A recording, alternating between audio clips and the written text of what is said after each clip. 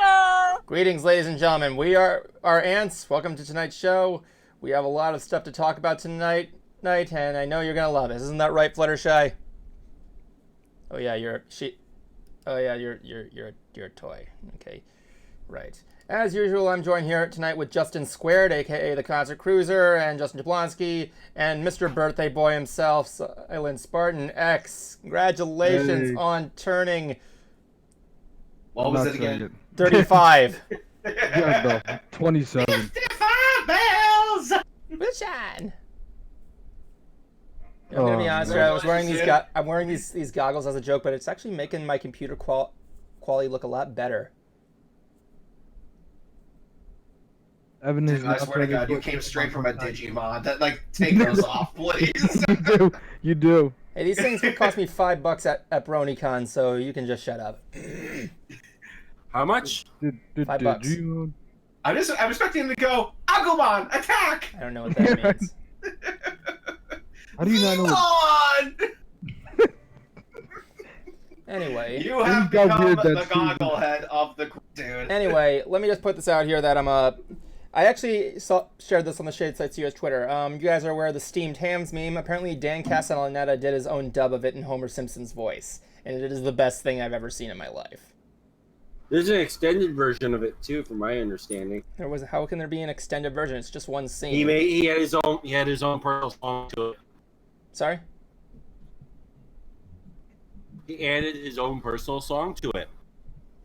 There was a musical number. Yeah. Anyway, as Evan said, we do have a big show for you guys today. Yeah, we got a lot of stuff. Yes, a lot has gone down in their culture. So, Evan, please read from the Mighty Blue Book.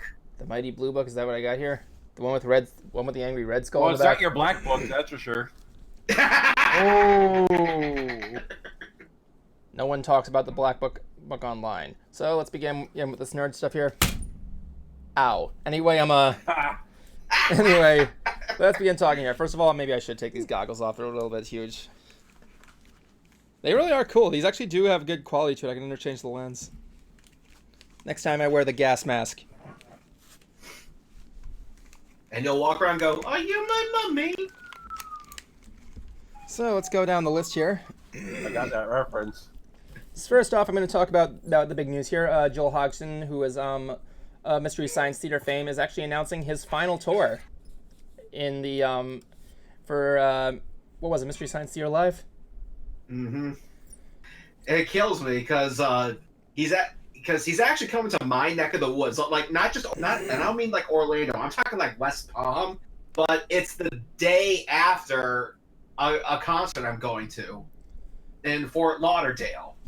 Yeah, and the worst part is the Mystery Science Theater Live shows are incredibly expensive, from what I've heard. Like incredibly expensive, like $200 a ticket or so, from what I've heard. I could be wrong, but that's what I've heard. Sorry, I got Pocky. I'm eating all this Pocky. Yes, we all have our snacks here. He's got Pocky. I got Pringles. Juwan And has a chocolate cake. pretzels. Juwan has a cake. Yeah, That but way I'm you're not not eating it right now. What?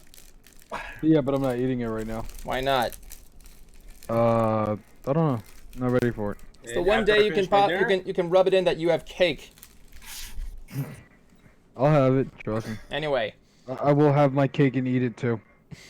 Let him eat cake. That was a fake line. Marie Antoinette never said it. Fun fact. Anyway, Fuck you.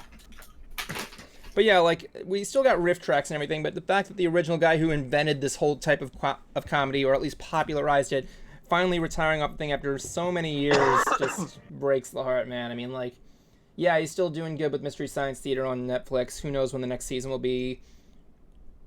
Announcement most likely next Turkey Day. But yeah, if I have any spare money, I might give it a shot if it's coming around my area. If I, for some odd reason, manage to actually have that day off from work, what I actually might do is not necessarily attend the festivities, but see if I can actually just meet the guy out back. Joel? Yeah, I mean, again, if I just happen to have that day off of work, or if I get off early, just because, I'm not the most diehard Mystery Science Theater fan, but I cannot deny the amount of laughs I have gotten from this type of humor. Yes. I definitely prefer RiffTrax, but still, that's something that they started, or at least made popular. There you go. I've seen like one screening of RiffTrax Live. It was around my birthday, and it was Godzilla from the 90s. Oh, yes. Uh, I loved that one to death. Oh my god. I attended a few RiffTrax lives, or at least they were live broadcasted through Fathom events. I did Sharknado, Anaconda, and there was one more I think I did, but it may have been The Room Live, but I'm not entirely sure. Anaconda don't want. The first one I've ever seen was pretty much the most appropriate movie I could ever see for my first RiffTrax thing, and that was Plan 9. I also got downloaded Fun and Balloon Land, which is fun, and a lot of those are on Verve, actually. Yeah, I know. Juwan, you've went to Amazon a screening, haven't you? What? You went to a RiffTrax screening, haven't you? No. I don't think I did. Unless it was with you. I thought you did. I thought you and John or Darren went to one. Might have been me and Darren. I'll be honest with you, I can't. Did that, I saw one and I don't know. I saw the one where they were doing a Christmas special, like Christmas shorts with Weird Al Yankovic. I saw that one. As well as Santa Claus Conquers the Martians.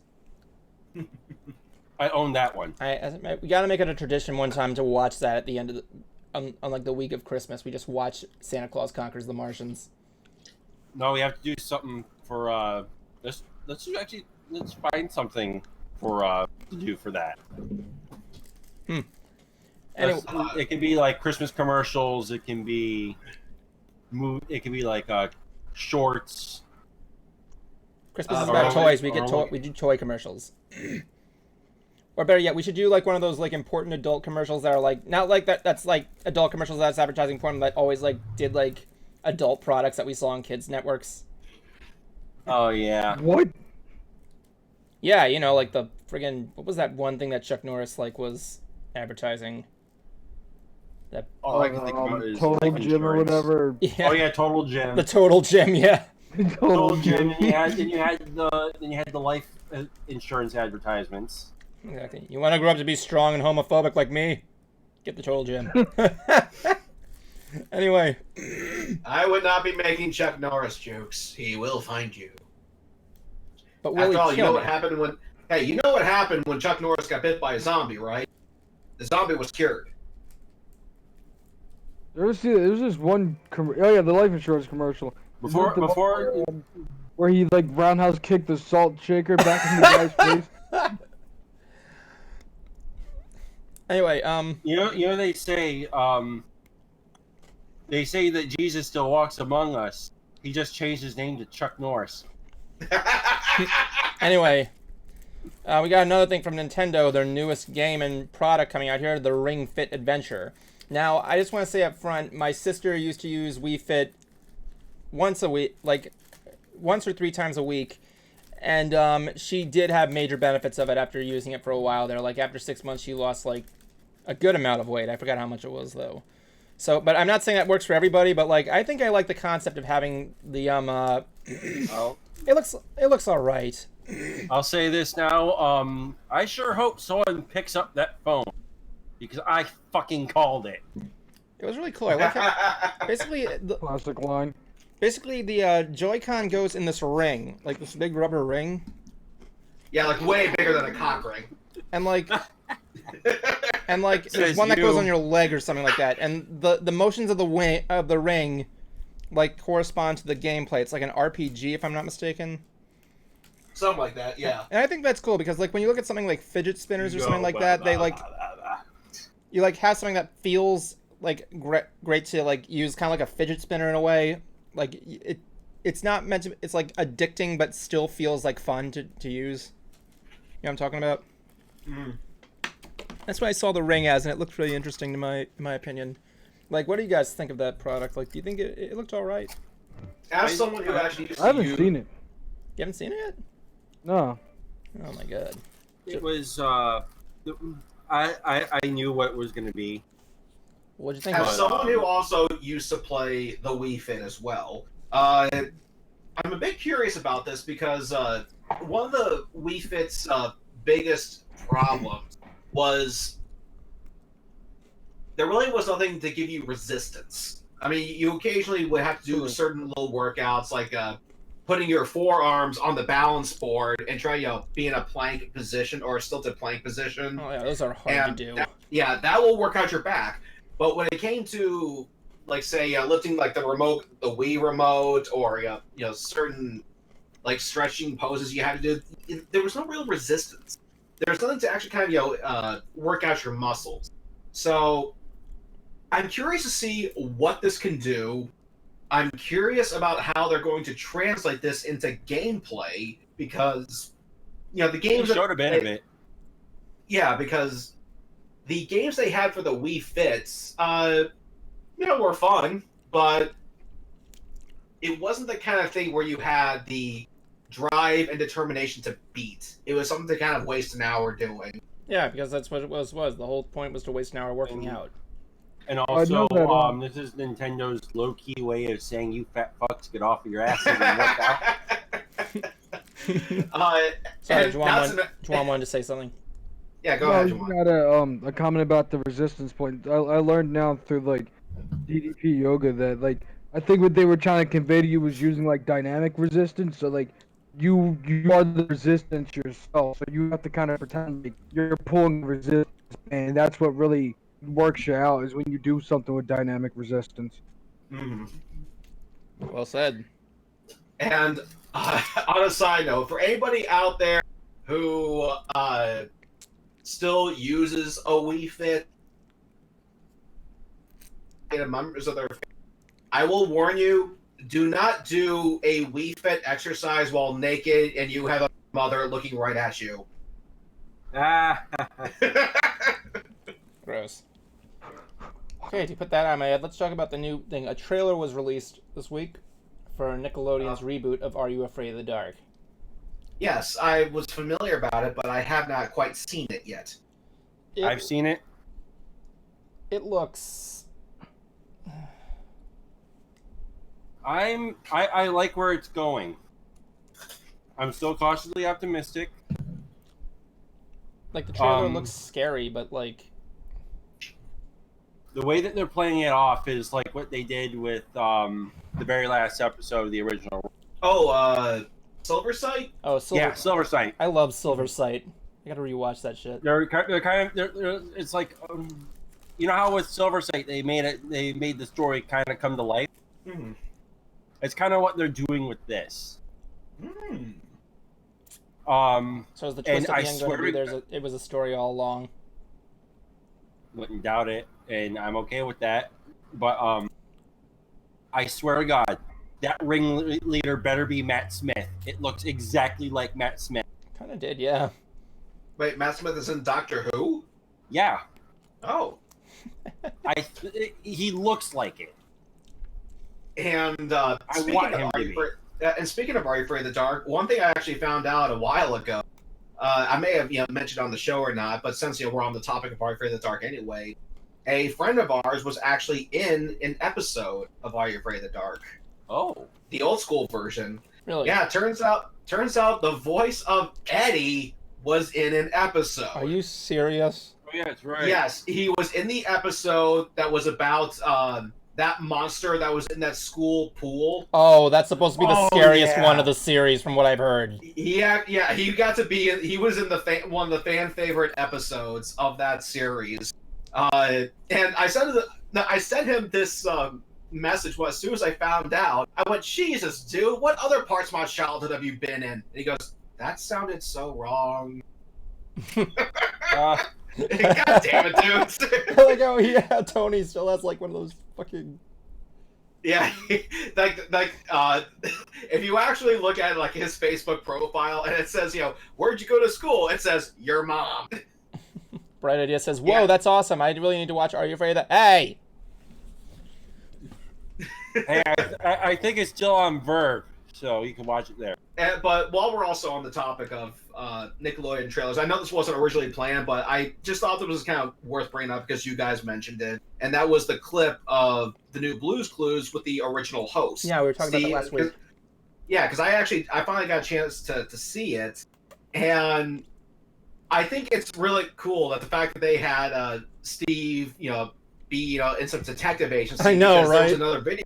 Yeah, there's another video out there where someone asked him, what would you like to see Blue's Clues as? And he goes, "I'd like to see it here in the now, where I am a detective who is solving these crimes using the exact same method." and for the reboot, they actually have him doing that. I'm like, okay, he runs like the world's worst detective agency. Could you guys imagine that? Like, we do there's like an adult version of Blue's Clues where he's just solving a murder mystery. It's like, I'm gonna need to take this blood on the carpet. I need to draw this in the notebook. The notebook being a smartphone now. What was that? But where's the clue? Oh, it's on the dead hooker. But the one thing that surprised me in the comments section was there's a moment in the clip where Steve goes, "Hey, can I talk to my friends out there?" And he's talking. He's doing what he originally did. He's talking through the camera into the people at home. I think I know what you're about to say. And I love this. Yeah, I was scrolling through the comment section, and there are hundreds of people going, "He remembered me," and I know some people have got to be doing this for the sake of comedy, but at the same time, there are people who actually feel this way. I understand. I felt the same thing. I did felt the same thing too. They know who the audience is going to be, kids and people that were nostalgic for the show, and they know that they're addressing the friends. And he's like, "Yo, this is my new friend. Can you help me out with the ropes?" Cool. Like that. No, like what it that. was that he is the way that he addressed it. It just hit because since the people that grew up with the show have kids of their own now. Because get a picture like this. When he said that, notice the kids didn't respond like in the old show because he's speaking to the adults now.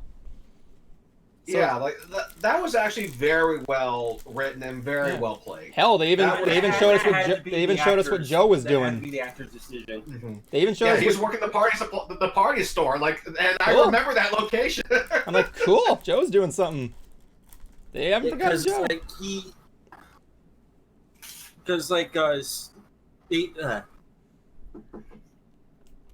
I felt like that was the actor who played Steve's idea of have it be, hey, let Steve talk to the adults. It's like a callback or something along the line. We know you said yes.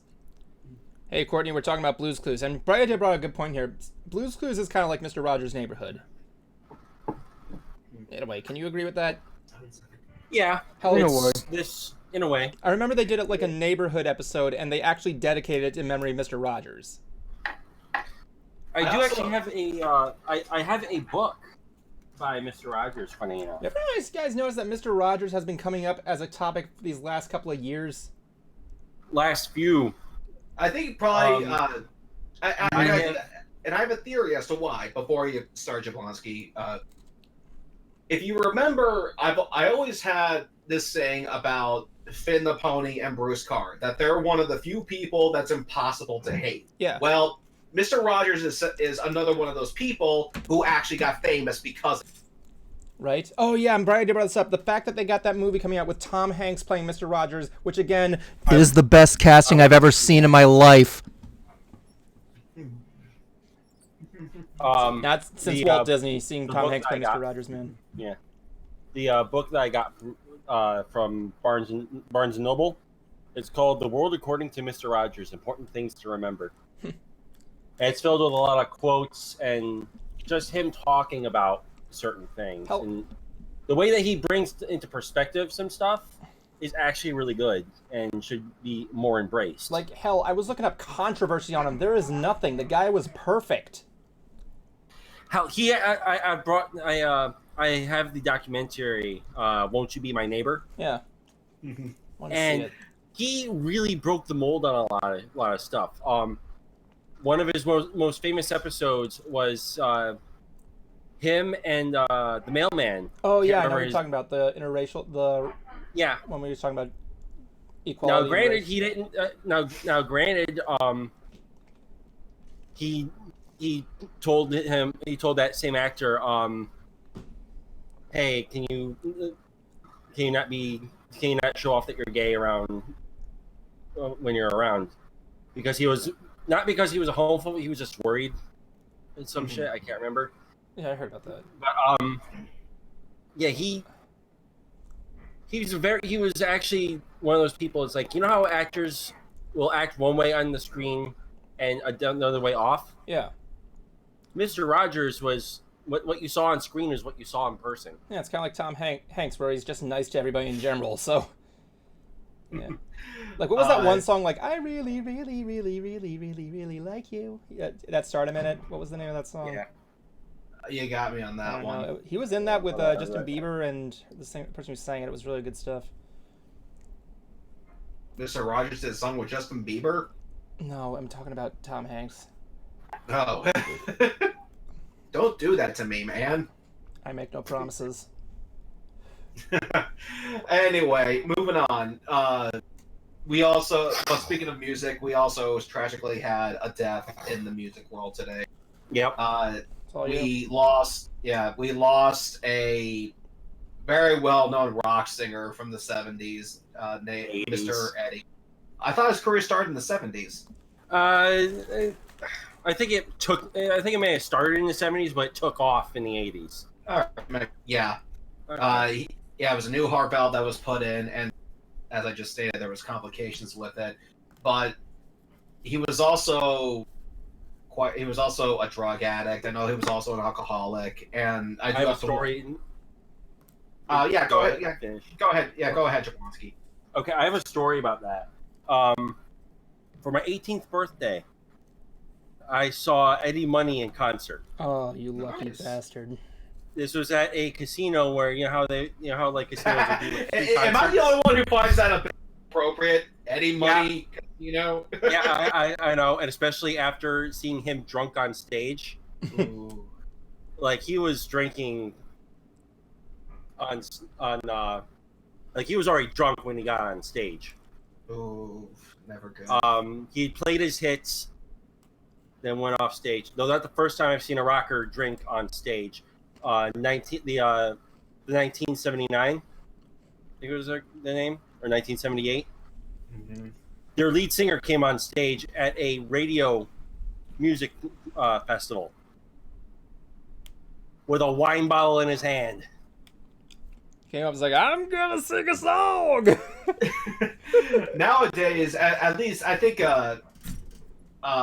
rockers are a bit more responsible that depending on who you ask, because I'm gonna give everyone here a little bit of insights.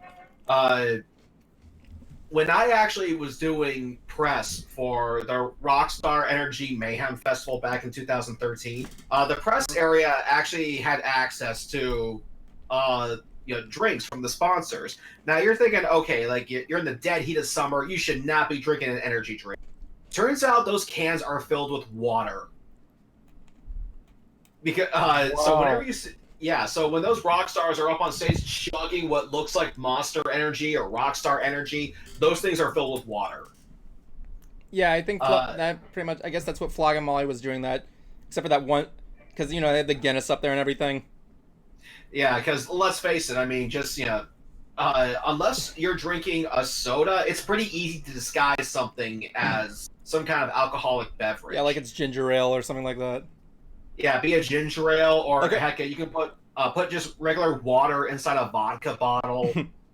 I like that because, I or- remember during I Flog did and Molly, that too. I actually got I got in a bit of trouble for it.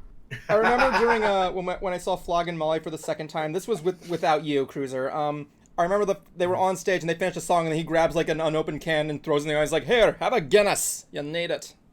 Just throws it at a guy. He's like, "Have a Guinness." But fun fact though about Eddie Money, he actually wrote the theme song to Dizzy's Quack Pack. Yeah, you did. Yeah, so despite what you may think of that iteration of Donald Duck and his nephews, that song will definitely stick out to people, and turns out he wrote it. Oh my god! Did you just vape? Yep. Speaking of random music things, so John and I went to Babymetal on Friday. How was Babymetal? Oh my god! How was Alright, Babymetal? so, everything was great, baby. All right, so first off, the lineup was kind of weird for us because Avatar opened for them. Oh, I've seen them. Really good, actually. The lead singer, speaking of drinking water out of random things, drank water out of a gas can. I was like, oh, okay, this is. That sounds like them. I now know what Cruiser's new canteen is gonna be next time he comes on. Cruiser, Hail the Apocalypse, right? Yep. So right before the song starts, the lead singer comes out with this huge, like he stops all the music, and then the lead singer walks out with like this huge smile on his face, waving his cane around the crowd. It was awesome. You can't get off my lawn. My problem wasn't with Babymetal or Avatar. It was with the crowd for multiple reasons. Oh, this I gotta hear.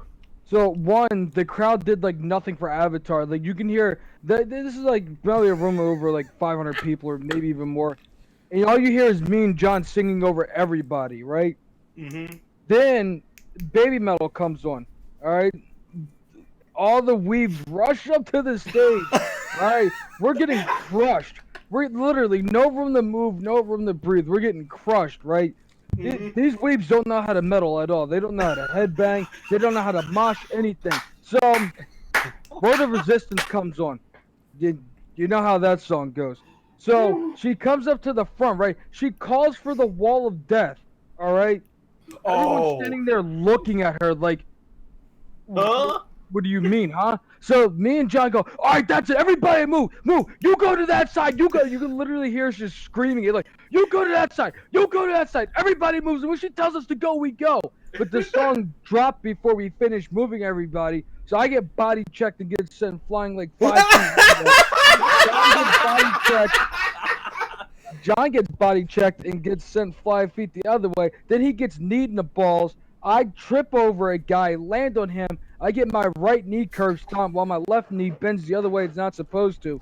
Worst pit I've ever been in my I'm life. starting to see why you don't want to put on the camera now. I've been in a couple. Okay, But I've been in a Babymetal was couple awesome. of them. Babymetal was awesome. I would totally love to see him play Doki Someone Doki try. Morning. Okay, so I've had people try to mosh in a 10 years concert, a Trapped concert, and a Breaking Benjamin concert. Well, it depends on the song. You can mosh at a Breaking Benjamin concert. Yeah, But they didn't really use any of those though. They were promoting their new album. when I actually the same festival I saw Avatar and something on that, but when Breaking Benjamin hit the stage, you can hear kind of things queuing up. The crowd's like is waiting for this. They're all getting excited. And the first song they open with is a song called "Red Cold River." Yeah, Right, yeah. yeah, and it starts off pretty, soft and slowly. Then he just grabs mine and goes, so there goes my cat. And the crowd, and then that's when the circle pit happens. And I swear to God, it created a vortex that sucked me and my dad in. Oh my God, that happened to me with Flogging Molly. That happened to me at Flogging Molly. Yeah, I was far back enough to where I didn't experience the mosh pit, the circle mosh, but I saw it. I don't have the. I can't keep up with those, so I choose to stay back and just watch the insanity. Yeah, I remember. Here's the thing, right? John and I survived the Slayer pit. 2 weeks earlier, I survived the Slipknot pit. I go to a Babymetal pit and go down hard. I'm like, what is this? I was like, you do fine with the actual metal bands, Like, but then when you get to Babymetal, you just get your ass whipped. I went to Pretty much. I went to see Flogging Molly, and they had the pit as well. Well, jumped in there, and it was just crazy. Alcohol was flying all over the place. People couldn't recognize where everything was for with this, but we were just having fun, like friggin' dance with the slamming. It was great. And yeah, we're all in our hands and arms like, ah. That was funny because when the concert ended, I was like, all right, guys, next Friday we're meeting back here so we can learn pit etiquette and metal etiquette. All right, thank you, guys. We'll see you later. You sound like, what are you, brawny? Yes. Learn pit etiquette if you're gonna go to a metal show. It's Exactly. Cruiser, you gotta make that into a video. Pit etiquette withdrawn. Because it was a bunch I want of to otakus. make that a real video now. Pit etiquette with Because it was Jawan. just a bunch of otakus who did not know what they were doing. They didn't know how to headbang. They didn't know how to there's breakdowns happening and everyone's dancing. But how are you dancing to a breakdown?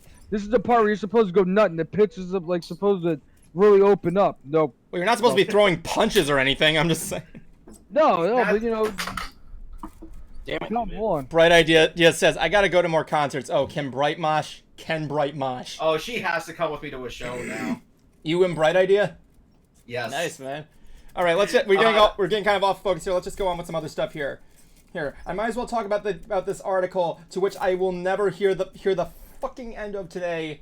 Let's talk about it. Nice. Ash Ketchum winning the Pokemon League. Yeah. Ah, yes, in the wide world of sports.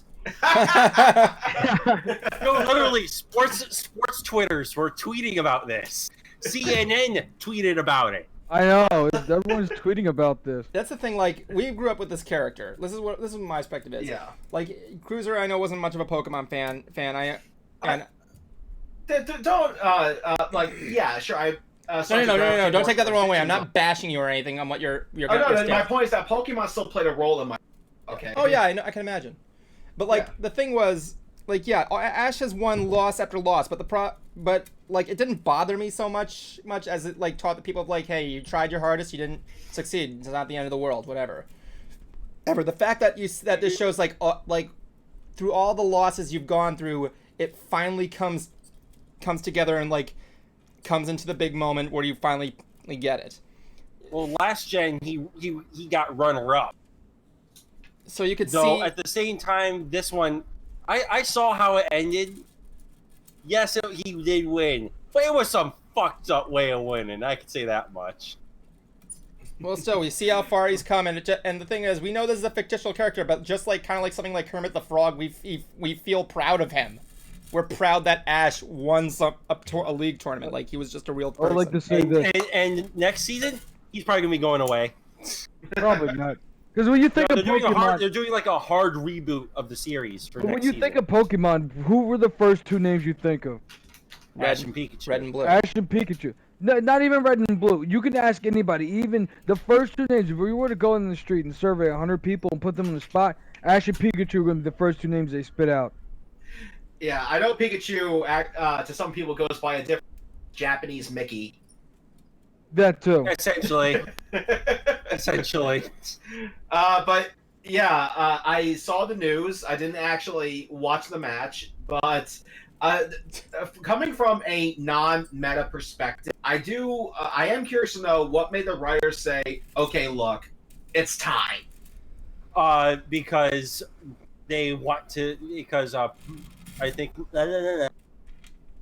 if all the news that I've been getting serves right, this is Ash's last go round. They're retiring the character? Like he's saying he wants to be a Pokemon master, but I think from what I'm saying, he's like, you know what? I won a tournament. This is a good place for me to stop. As far as I've been hearing, there's gonna be more information coming out in like 29th, I think they said, I highly of the doubt next it. season, and they're changing up. They're not just okay. Let's give the system an update. No, it's take the old system out, put a new one in. Mm-hmm. Where it's not just going to be one region exclusive for the season, and that there is a good chance that we're getting a new protagonist. Nice. They are taking a lot of random jumps the Pokemon Company are. I can't wait Oh, to They're see. going. But balls speaking of heavy. Nintendo, From my understanding, also is they're kind of taking how they did the Pokemon Origins, Oh, I love that story. where they had different That was characters. They aren't doing a sequel to Origins, but they are doing like different protagonists, different things with it. Pokemon Origins was great. Yeah, but speaking of Nintendo, this park that's coming to Orlando that's dedicated to that's about Nintendo. I actually saw some news about it. This won't take up, about that. yeah, this won't take up much time. Let's keep this short for the sake of the show. One is that when you enter into this Nintendo land, you're actually going to be entering through one of the green pipes in Mario. Great. Oh, that's cool. And two, it's going to be interactive with your Switch. Really? Interesting. Yes. Well, I've seen them use like Nintendo DSs with museums, so that would be pretty cool to see them bringing that back. Yeah, like the same way how the Wizarding Worlds are all about, interaction with wand. Yeah, and or like how environment. Galaxy's Edge is now active with smartphone. Yeah, it's going to be the same thing for your Switch. Cool. That'd be Yeah, pretty cool. so excellent. And I do know one of the rides is going to be Mario Kart. Oh, Yep, goodness. that's going to be their big AAA attraction. But I'm going to say this: there better be a Sonic the Hedgehog roller coaster. It's Sega. No, that's Dude, Sega. that's Sega. Well, I mean, he's multi-platformed, but pretty much known for Nintendo. But It's not really even Sega anymore. Oh, and speaking of Sega too, a trailer dropped for the Sega Genesis Mini. Oh Yeah, yeah. oh, yeah. Oh yeah, I saw that. Yeah, I was a Wait, bit. an official one or not one of the rip-off ones you could buy Official. at Bed Bath & Beyond? Official. The one where they like And, butcher and the the way music that and I everything? found out about this was through my GameStop app. Really? Yeah, they shared like, oh. I should actually re-download that. I should really Yeah, if you re-download check it, that. if you check in to, if you're like, I think it was like within 5 miles of your local GameStop, you can check in and get like 5 extra points to your account. Yeah, let me re-download moving that. on here. So anyway, Oh yeah, wait, moving Friday on. actually brought up a good point. What's up? What is the more popular in terms of being Japan's Mickey Mouse equivalent, Hello Kitty or Pikachu? Oh, that's a tough That brings one. up a great debate. That's a great debate. I Find out don't next know time much on about Dragon Ball Z. I don't know much about Hello Kitty, so I'm just sticking with Pikachu. Fair enough. They're both mice. No, one's a cat. What? You uncultured swine. I meant Mickey and Pikachu. You uncultured swine. Shut it. So anyway, moving on, Evan. Anyway, let's talk about something I really don't want to talk about. South Park getting renewed for 3 more seasons. Yeah. I'm actually.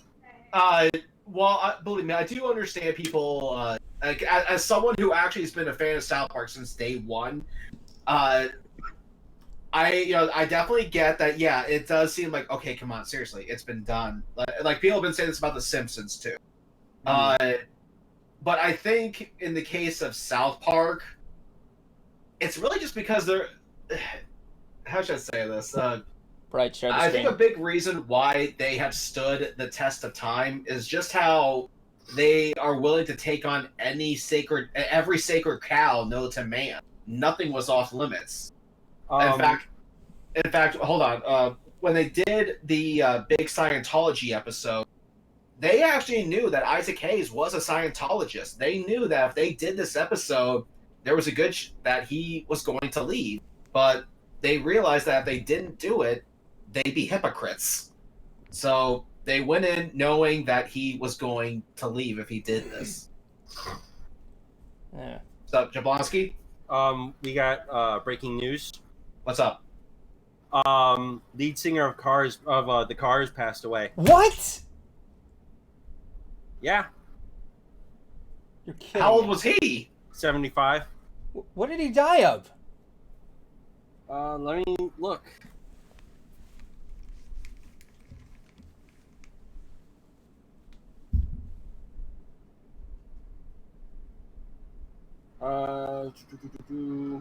Unplanned moment of silence. So far they haven't. It's not saying right now. Oh my god. Good lord. It's funny, we were just talking about Eddie Money not too long ago, and then I look at my phone to check Facebook, and this pops up. I wouldn't say it would be funny, but you know, it's just... It's not. No, it's just. That was unexpected for me. I'm not even. Yeah. Let me put the record. I didn't listen. I don't listen to a lot of the Cars, but like, I know what they are. Thank you, JoJo. But like, you know, like, really. Going back to the South Park thing, my question is, when the fuck is the town going to finally kill Cartman? That's going to be the last episode. The town finally rebels and kills Cartman.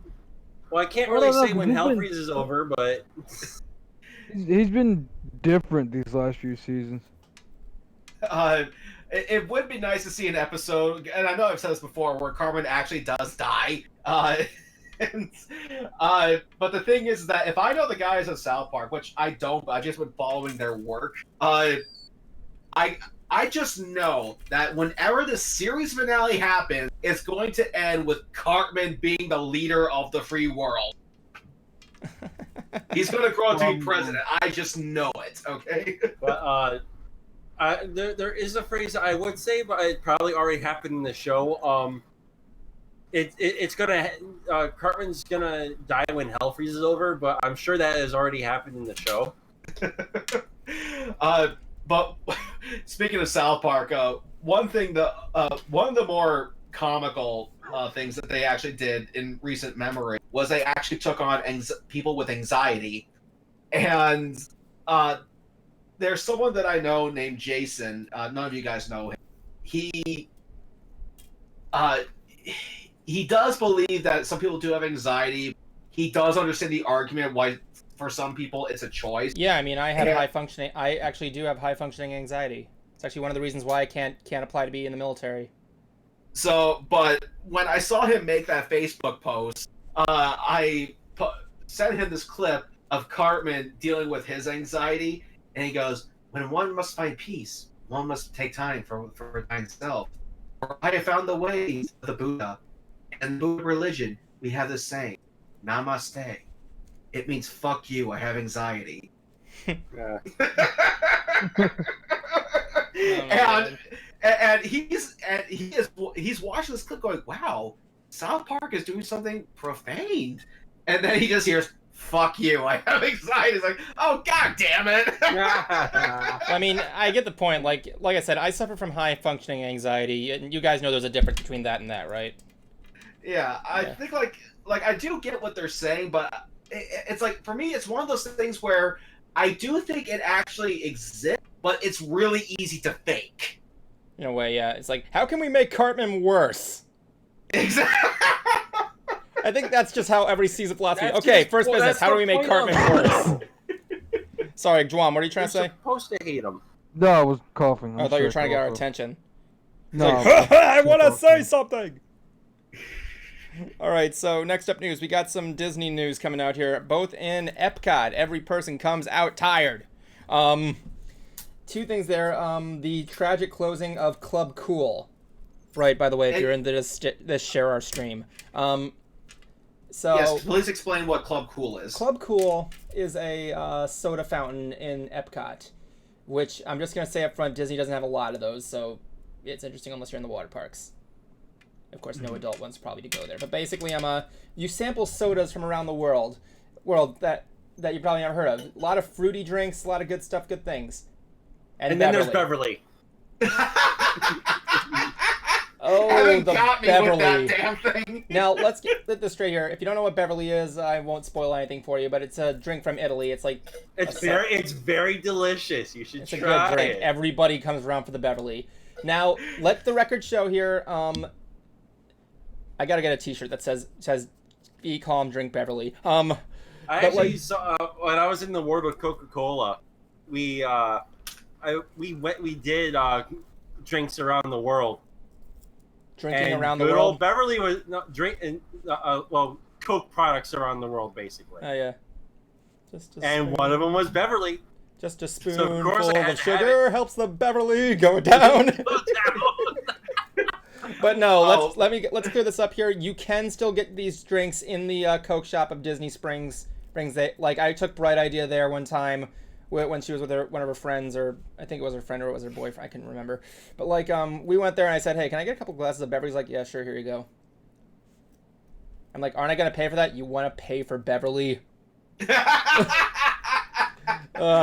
guys gotta try Beverly. It's really good stuff. It's amazing. No comment. If you buy it, if they're giving it away for free, then it must be that good. Just get a bottle and videotape yourself drinking it. #Scythe drink. Yeah, I remember Evan showing me that because I love soda. Sorry, I just do. And it was actually, pretty This is interesting. the guy with the sampling. diabetic shirt on. Yeah, diabetics. The only people And who that- take. Is irony. I love this shirt. I'm glad you have a But good to sense be of humor fair- about the diabetes thing. To be fair, though, this is diet. And I know you hear a lot of stuff about, health and diet soda. It gives you but cancer. But this is actually still better for diabetics. Yeah, I understand that. Diabetics drink. Yeah, so I do love soda, and it was really nice, try, samples, because the cups are like about that big. They're the size of a They're shot. like shot glass, yeah. Yeah. Yeah, getting a chance to actually try all this stuff. It's very interesting what some countries consider good. Cough, Italy. It's like when you go to work and you have that foreign guy that you work with and he heats up the foreign dish and it smells terrible but to him it's delicious. They say Italy's best export is wine. No, it's Beverly. Good day. What's new? I have seen your Shaded Sight Studios channel here on Twitch. Nothing. We're just talking about how Club Cool got canceled in Epcot, Mr.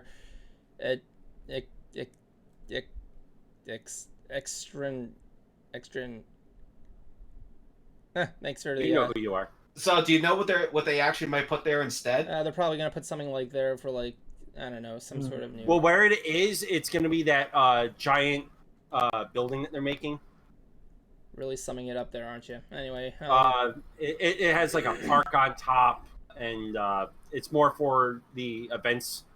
It's pretty much going to be their flower garden, food and wine. hey, Juan, Oh. are you Area. monitoring the Twitch chat right now? Yeah, I'm watching. Is this a I'm bot? watching. No. Okay, keep your eyes. But yeah, Yeah. yeah, that's happening. Also, the new cars for Guardians of the Galaxy are going to be there.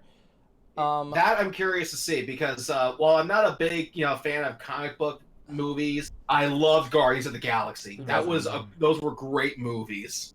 Yep, even in Infinity Wars, those were good. But let me put it like this way. From what I heard, I'm not going to confirm this, but there's a rumor there's going to be a reverse launch. When I heard that, I'm like, oh, good, my favorite. Not so much not that I'm afraid to do that, it's just I hate that. I hate going backwards on roller coasters. See ya. Juan, you can vouch for me on this. You're out of here. He's gone. It was a bot. It was a bot? It was a bot. Nice job. Account created September 14th, 2019. So every day I get to play the retired sound effect. Okay, Yeah, basically what a reverse launch is, it's kind of going to be like the Mummy, I believe, where it like launches you backwards, or like You can also think of Everest was going to be my example. Yeah, I want to feel because I want to go backwards and feel my breath trying to breathe, and then feeling the breath I'm trying to breathe like pull out of my chest like a fucking chest buster from Alien. Every breath you take.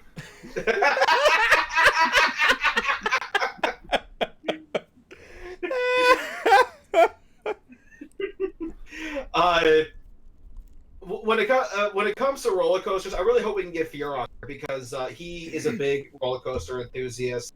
And when it comes to backwards launch roller coasters, I don't think I've ever technically done one of those. I've done roller coasters that have gone backwards before, but never actually backwards from the start. Juan, are you a coaster rider now, or are you still afraid? No, I still don't like coasters. That's fine. Not afraid. I'm just not a big fan of them. I'm not holding against you. I'm just asking. Wuss. No, I've rode coasters before. Evan can vouch for me. Yeah, he's done some wooden roller coasters before. He's just not a big looper. Which are arguably probably worse than the other ones. So you can say Evan can black you up on that one. Yeah, Yeah, I can totally black him up on that one. Anyway. Yeah, how about this? What if they actually made a ghetto coaster?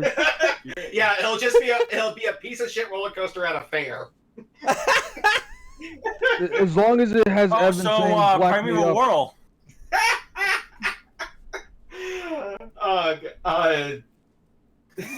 For those of you who I had don't to go there. For those of you who are not quite familiar with what we're talking about, if you ever go to a county fair, it is literally like Disney World for poor people. Yeah. That's what it is. It's a fair. What do you expect? Dinorama. Yeah, and those Dinorama. the comedian Gabriel Iglesias, he put it best. When it comes to roller coasters, are not really fluffy friendly, as he puts it. Yeah. But he says that's why I love a ghetto ass carnival. 1 bar, 3 clicks, that's it. Like if it clicks, great. If not, hold on. And he's like, and we never fall. The fluffy guy never falls. Who does fall out? The skinny guy who sat next to us. All right, so It's just, No, why do you think the cars don't fall off? yeah, there is a floating room in that Guardians of the Galaxy. Will be kind of like a Revenge of the Mummy-esque one. That's the. No, I think that was said at D23. I don't know if it was said there, but if that's cool, because I love the Mummy. Cruiser loves the Mummy. We all love the Mummy ride. My dad helped build it. So is there like a hidden Easter egg in there I should look for? I don't think there is one, but he A said his name was on a little crate, but I don't think that's pictograph on true. there. Let's face I it, do know that there's actually a couple of King Kong Easter eggs in that ride. only like a couple. There's the golden monkey, and I think you can see. Yeah, there's the monkey that's somewhere hanging out in the background. And when you actually go take that little drop through the steam, when you look up, you can actually still see a piece of the track from the original ride. Yeah, just ignore the giant mummy he had shouting, "Your souls are mine!" just before going into his mouth. And that mummy's really got to get his stomach checked because that's in there is ghosts and a fake exit and I fire ain't afraid of no ghosts. Oh, shut up. and fire. But Heartburn. I actually do have a funny story when it comes to something like I that. gotta take Juan on the mummy. When Evan mentioned the huge mummy head saying like your souls are mine. Mhm. When I was a little kid, my town is notorious for haunted hayrides. Oh my god. And I was like about 7 or 8. We ride along. Nothing really phases me. We get to like this giant replica of the Grim Reaper that is like as tall as a barn and about as wide as one too, arms and everything. Okay. This is why everyone else is screaming. Me, oh, that's so cool.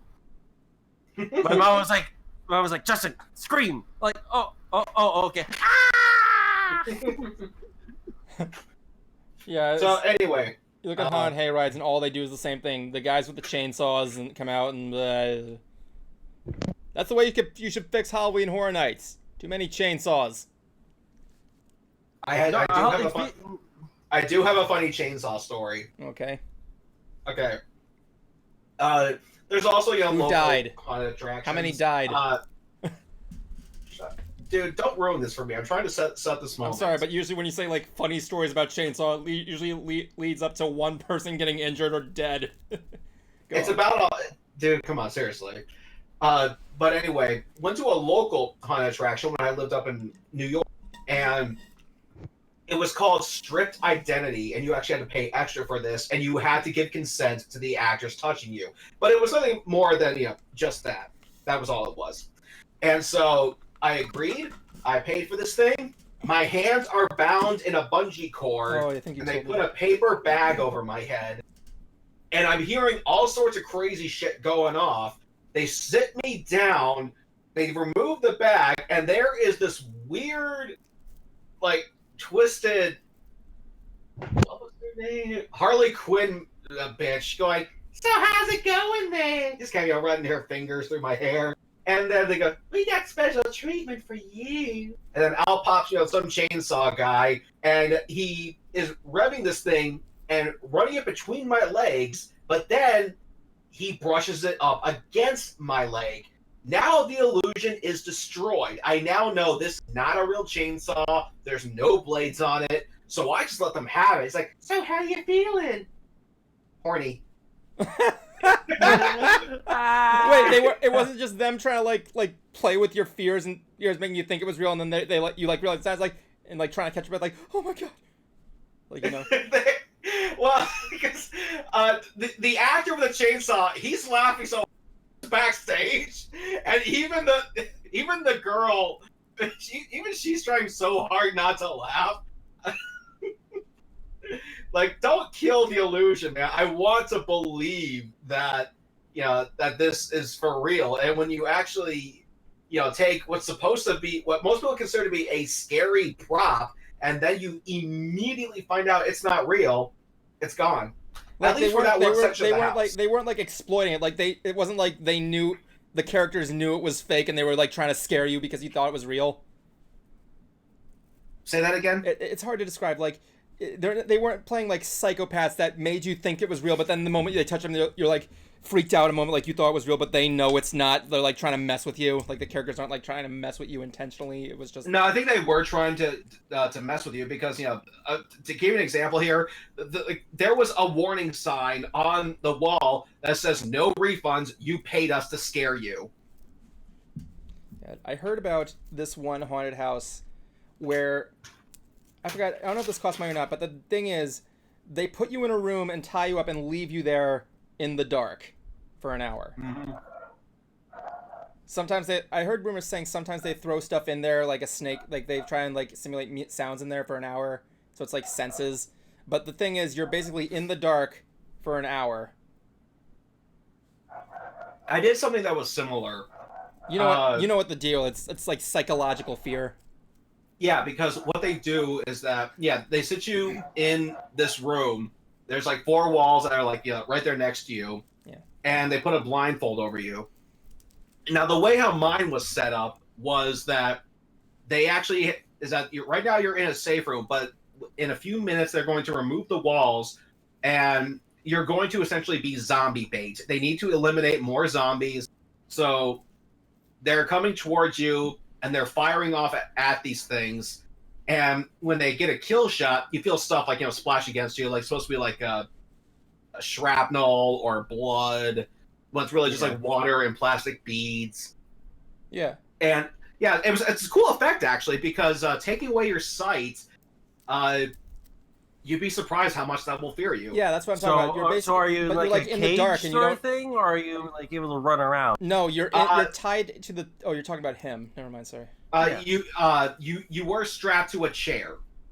You are strapped to a chair. Okay. Yeah, and it'd be kind of interesting if you were in a cage and you can kind of run around within it. But Yeah, but you'd be safe in the cage. I know. I mean, if the zombies could reach in and try and grab you, then. Mm. I wonder if that ever That would happened. be If anybody kinda had cool. the balls to run away from some, like all these zombies coming towards you and scared, you're just sitting there like, yeah, you're not gonna hurt me.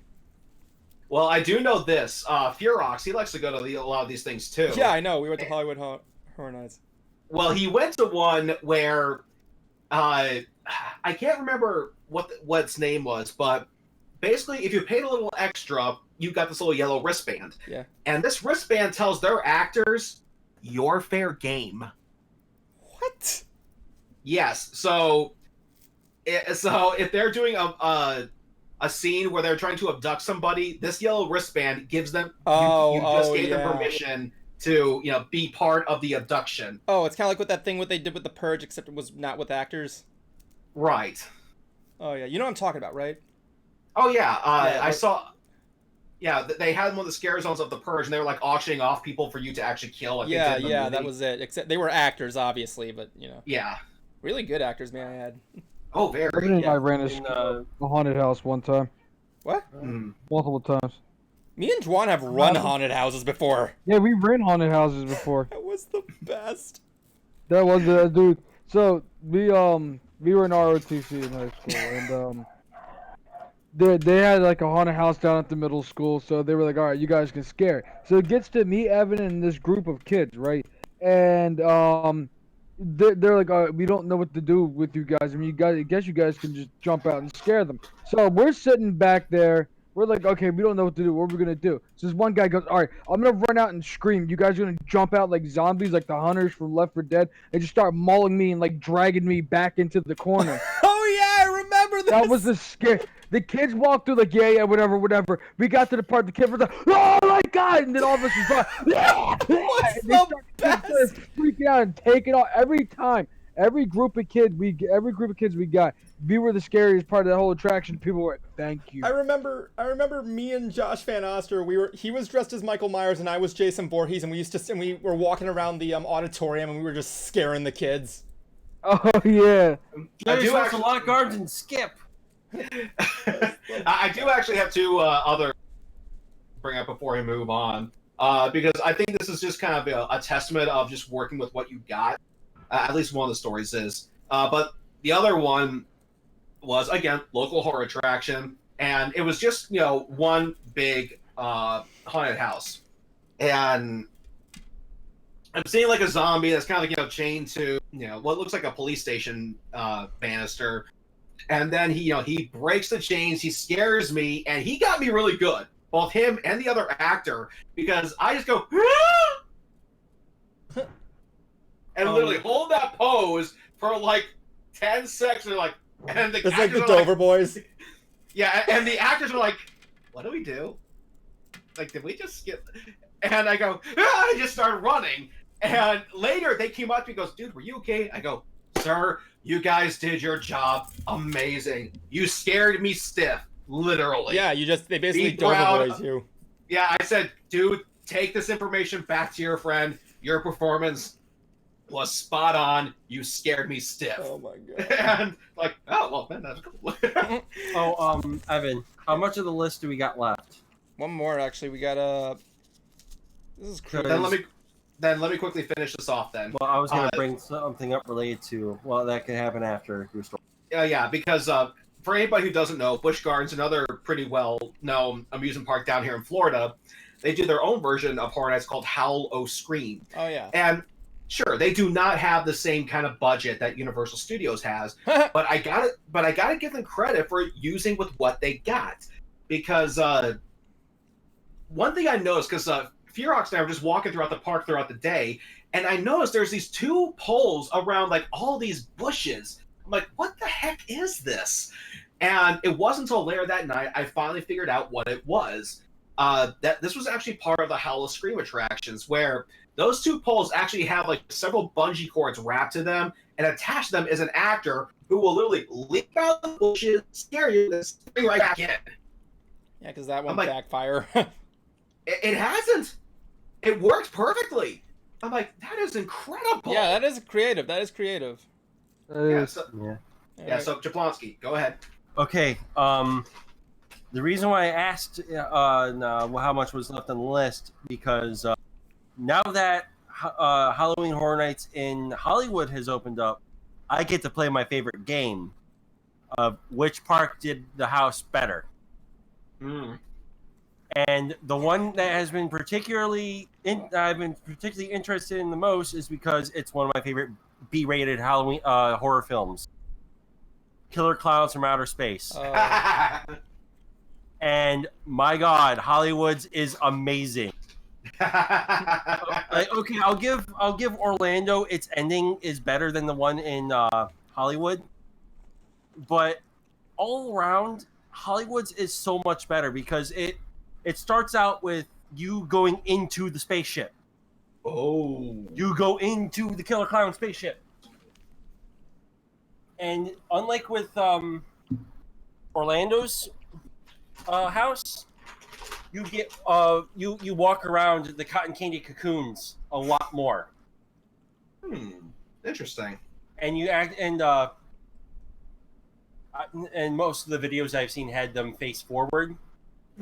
But I have no doubt that somewhere in there you can actually see one of the clowns drinking from one of the cocoons. Oh my God, that's And amazing to see. Oh, it's fun. Is it like one of those horror comedy things? Yeah, it's when I say B-rated horror film, it's a B-rated horror. Yeah, film. it's 1988, you know. Yeah. So basically, similar laughs that we got from Return of the Living Dead. That should be a horror house. Return of the Living Dead. Or as I like to call it, the night things just kept getting worse. Oh, and speaking follows. That's actually what I need to watch. What? It Follows. Isn't that like a horror film about an STD or something? No, I can't remember. And for I anybody want them else, to do a Dead Snow. I want them to do a Dead Snow house. Just because it's where these people go up to I think it was like a German cabin, and there's Nazi zombies that pop out. And one of them... Sorry, go on. I'll tell you, one of my favorite lines from that film, it's fuzzy to me from what I can remember, but they're throwing out, trying to defend themselves, and they're like, okay, one of them has to sacrifice themselves. Like, you go out. Why me? Because you're Jewish. Oh, God. What if they did like a Halloween Horror Nights or something like that, except all the movies are just bad horror movies? Like they kind of did that with like you're being chased around with the kid from the gallows or something like that. Or like fucking... No, it was the year that they had the Usher. The year that they had the Usher be the mascot. What was the movies? They had one of the original it was Saw, Freddy, Jason. Oh, I was attending that year. Yeah, but those aren't bad horror movies. One of the original houses. I was like, one or two of the original houses was based off of those cheesy bad horror films. Like, I'm pretty sure if they were to do something off of if they did an entire park based on cheesy... The one was the Butcher. The fuck is that? Mr. Meaty or something like that. Mr. Meats. I have no idea what these are. Like, I was gonna say, if they were able to do that, I'm pretty sure Universal would find some way to make them scary. They did. I mean, they did it for the Krampus. Why not? One thing though, since we're on the topic of Halloween Horror Nights, there was one house they did that I wish to God I could experience again, What? and that was Aliens versus Predator. Oh, I heard that was awesome. Yeah, like say what you want about the movie, this attraction did it right. And I have this image of the people at Halloween Horror Nights looking at Fox going, "You see, Fox? Was that so hard?" Like I remember seeing clips of it where like people with like the face huggers are like banging on the windows and everything.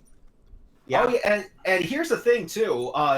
First of all, it does create the sense of claustrophobia. It does. Yeah, like Metroid. And plus also, it literally looks like you're walking through like an alien spaceship. There's even a moment where you actually have to crouch to get through to the next section of the house. That's not a pain in the ass.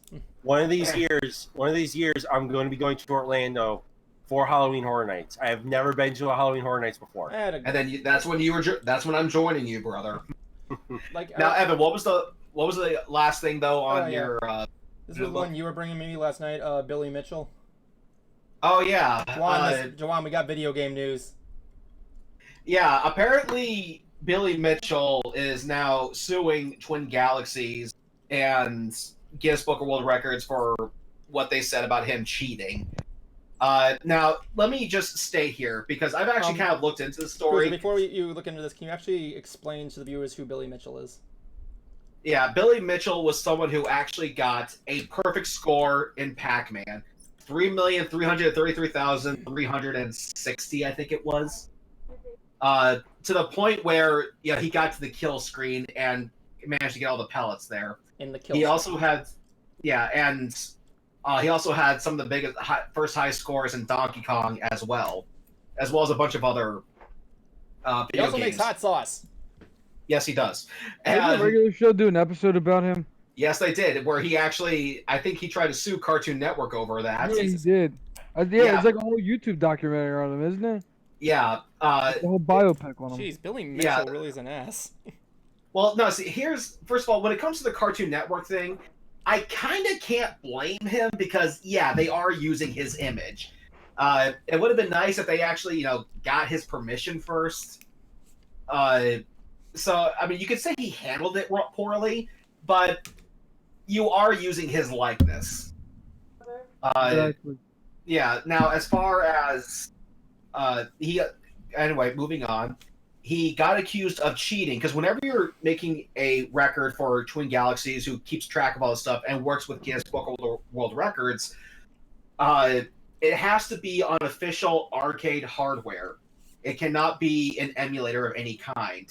And it was revealed the way the screens would load up that it was an emulator called MAME.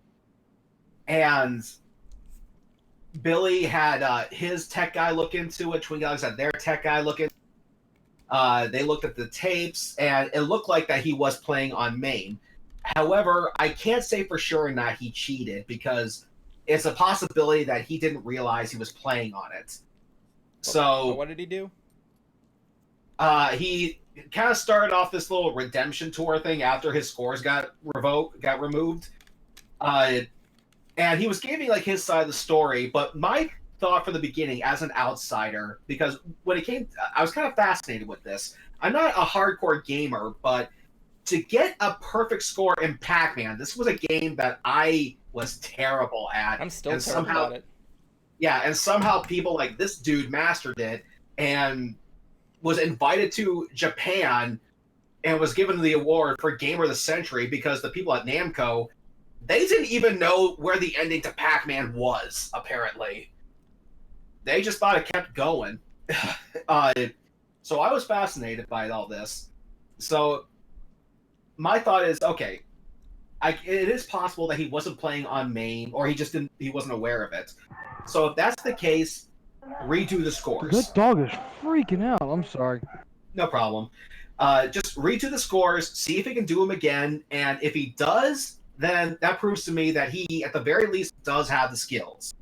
And you can put those scores in. And he actually did it. He actually did a live Twitch stream on an official arcade cabinet with official hardware, and he did it. He actually recreated those scores. So, Very nice. and yet there's people out there who are still calling him a cheater. But anyway, that's besides the point. Wait, but was looking it- at, you know, Was it like shot with a camera or was it like screen capture? I think it was like shot with a camera pointed at the screen. Okay, that's good. That's Juan. What would you say to that? I don't know.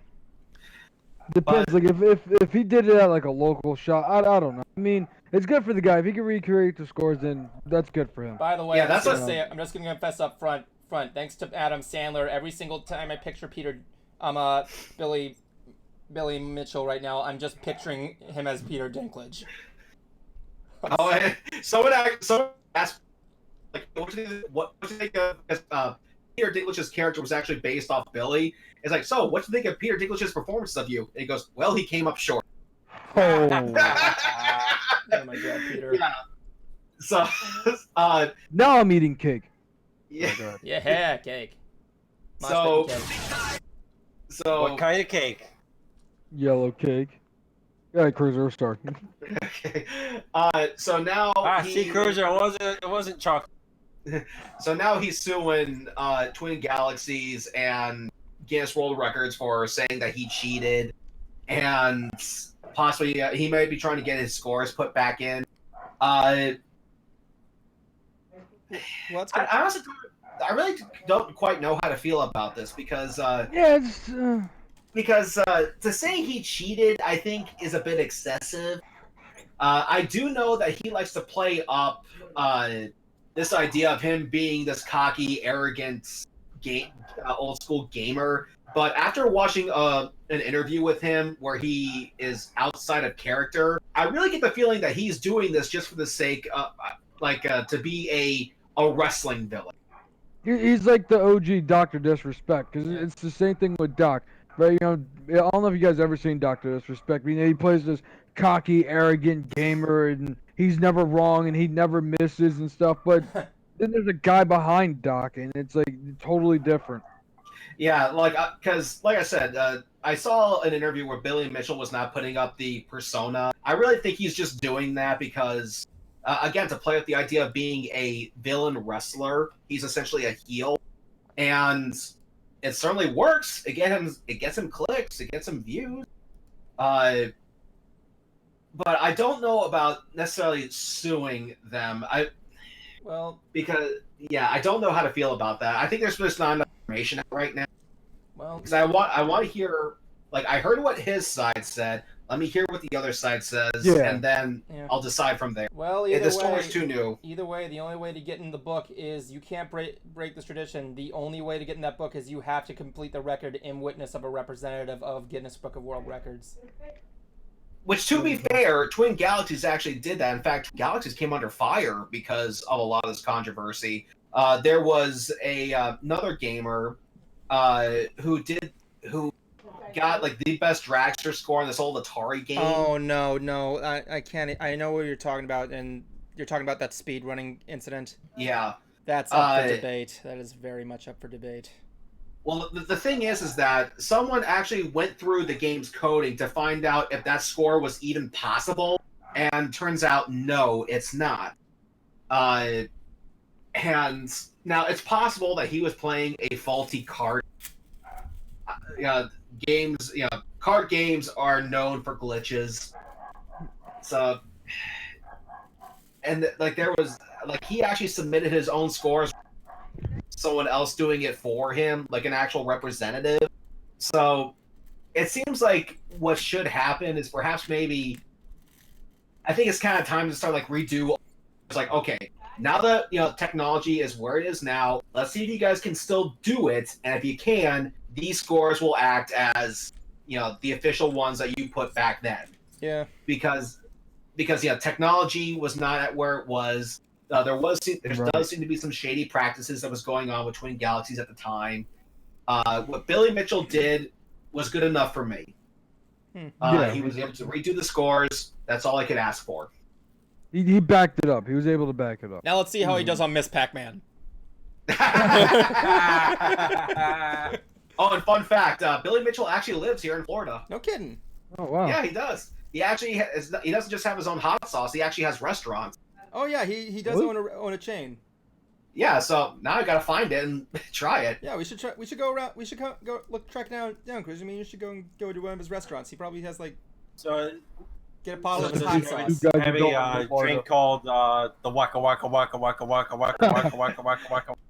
Oh, get this! During that same interview where he was, out of character, someone actually kept trying to call him on his phone, but his ringtone is the sound of Pac-Man dying.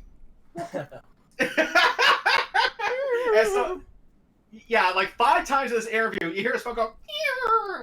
Like I'm imagining like like what was the group that that said he was a cheater? It was some guy named Apollo Legend. Like I can imagine him going up to the group dressed as the Joker. He's like, "It's simple. We kill the Pac-Man." No, he has to dress up as one of the ghosts. I actually was gonna make a skit like that Ghosts and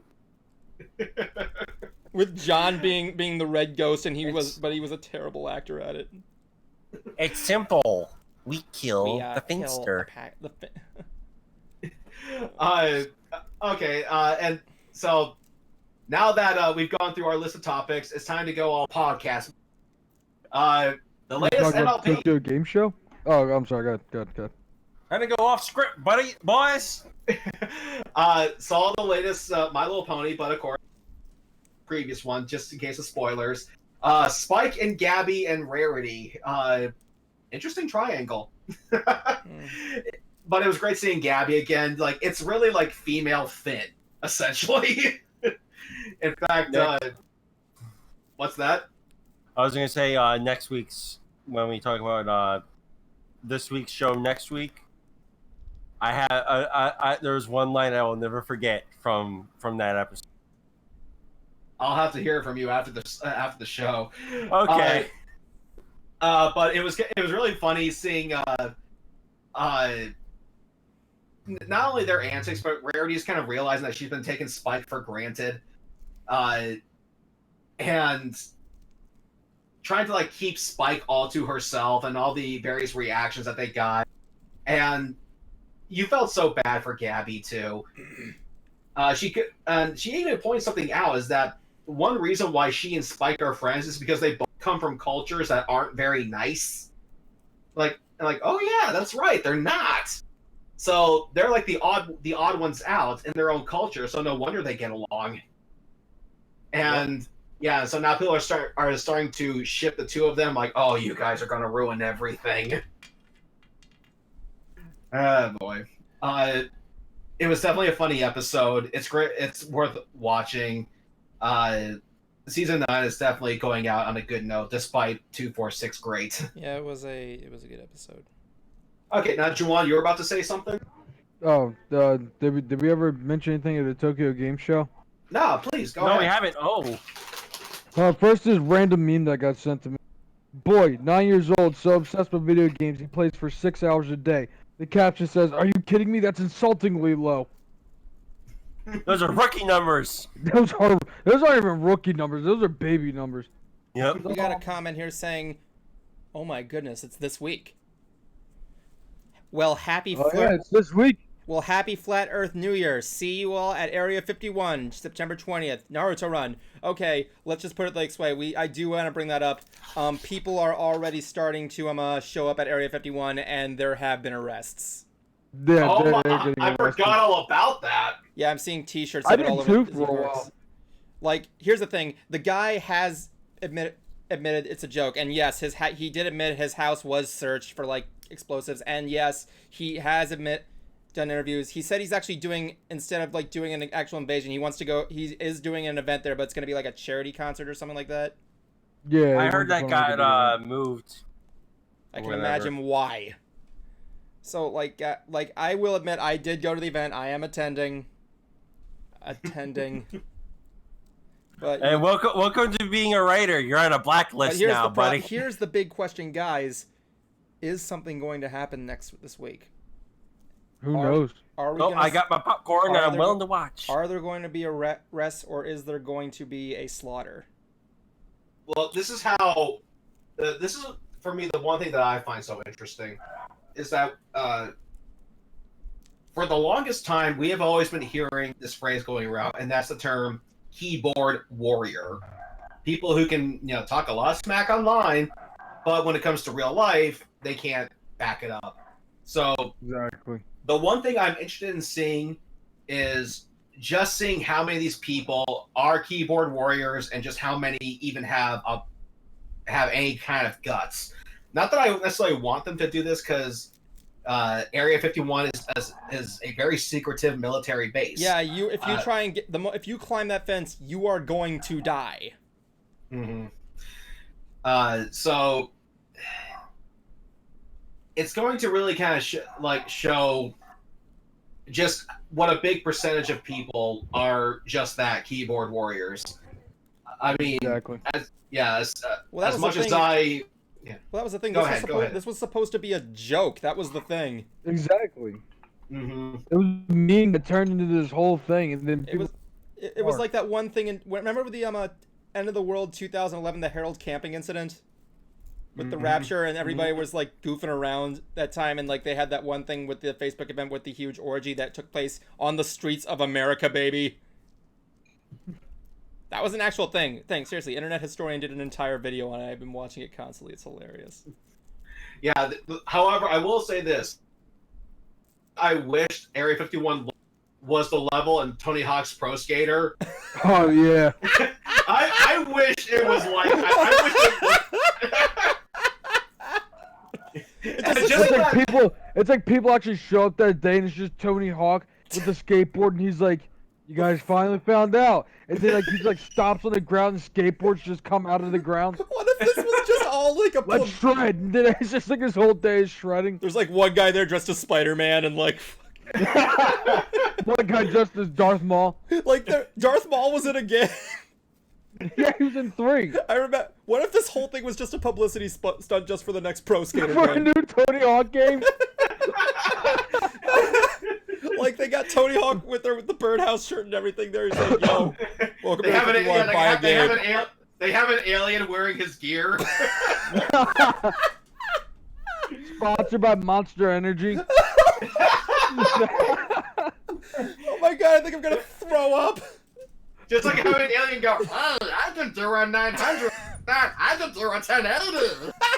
No, wearing go a name inside. tag that just says Kyle on it. Someone manages to go inside. The next thing you hear, Hi, I'm Paul.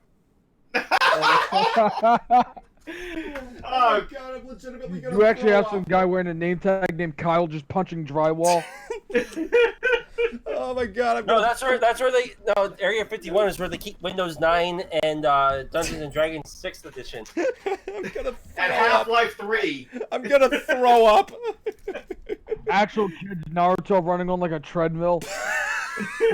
Like that's the thing. Like when they get into the gates and get inside, what do they suppose they do? They're gonna go in there and go like, "What do we do now?" You're gonna go in there and see a big military base. That's it. Yeah, they're just gonna go in there and see like a desk and like, okay, we're inside. What the hell do we do now? They're gonna see a desk, and as soon as they leave, they're like, "Okay, you can drop it." Even the person's there is like, what are you guys doing? We're breaking Area 51. You can't stop all of us. Okay, what are you gonna do?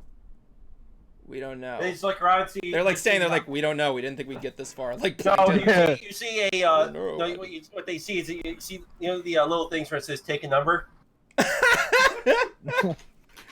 Area and they just have them sit there and wait until they get bored and leave. It's like you go in there, you just after, like, if Area 51 does have a reception hall, you know that old Area 51 arcade game that you see in like every bowling alley and every like yeah, movie theater? I remember playing it. Yeah. I wonder how many of those they have in the reception area. Like they have like the parents, like imagine that you're the parents and you have to and you're stuck bringing your like baby to work and they're like, what do you do? They just play in the playroom. It's just that cabinet all over the place. They have like the low polygraphic aliens in it. You heard it here first. Area 51 is just that whole raid meme was just actually a paid advertisement for Tony Hawk Pro Skater 6. It really was. Oh my god. Oh. Now, I actually want to bring this up to Juan when he was talking about Avatar and Babymetal. Well, when I saw Avatar, it was actually at Rockfest 2008 where I bought this album. Yeah. I think it was just called The King. And every song on here actually has the word king somewhere in it. But But let people see what these guys look like. Oh yeah, please show them. That is Avatar. Oh, they look, Yes. yeah, they look like. Those guys are awesome. Yeah, these guys are actually really good musicians. They are. And not only can the lead singer scream, he can actually sing very well.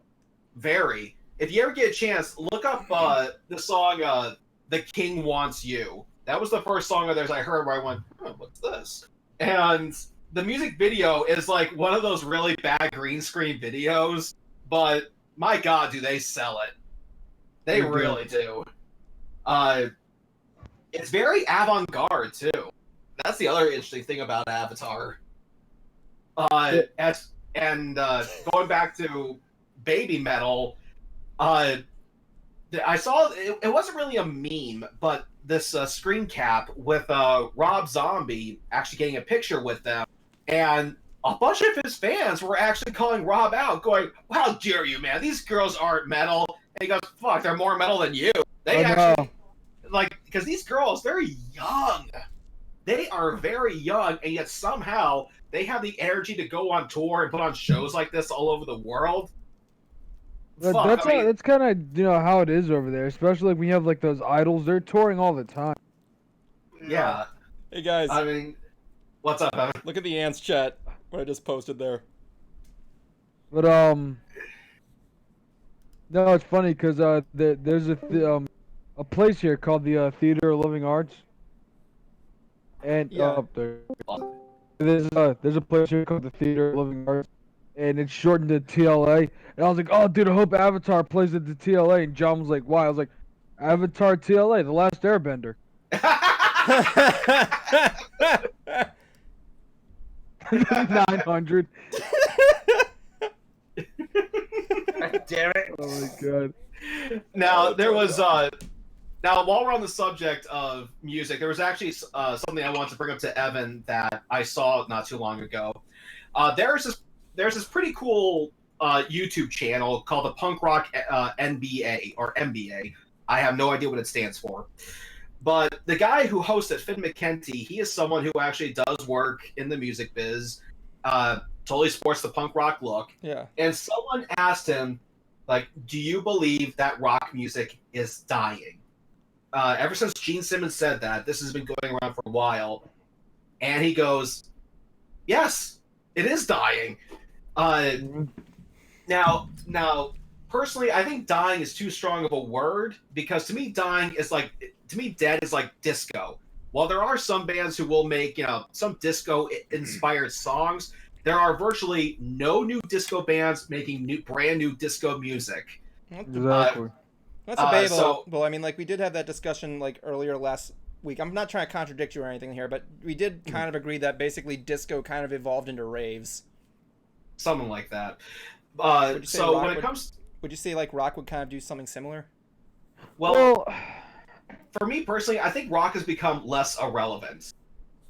Because the way how Gene Simmons, besides Gene, the host Finn McKenty, what he said is this. The first is that nobody wants to be a rock star anymore. Nobody wants to actually kind of go out there and kind of create the controversy and stir up media, which, this is the entertainment industry. That's what you have to do. Whether you like a band like Limp Bizkit or not, there's a reason why they got as big as they did, and that's because Fred Durst played the game. He claimed that Same he was... thing with Slipknot. Yeah, they definitely did a lot of antics that got them into trouble. Mm-hmm. That's what got them noticed. Or at least it helped. It definitely, got their name out there. I'm pretty sure it boosted album sales. But nobody wants to do that anymore. And even the ones who are trying to do that, there's one thing that they don't seem to get, and that is rock was really known for rebellion. Well, there's nothing really to rebel against anymore. Oh, yes, there is. Oh, yeah. Depends, like what? The problem is that there is something to rebel against, but now everything is so divided that you can't rebel against anything.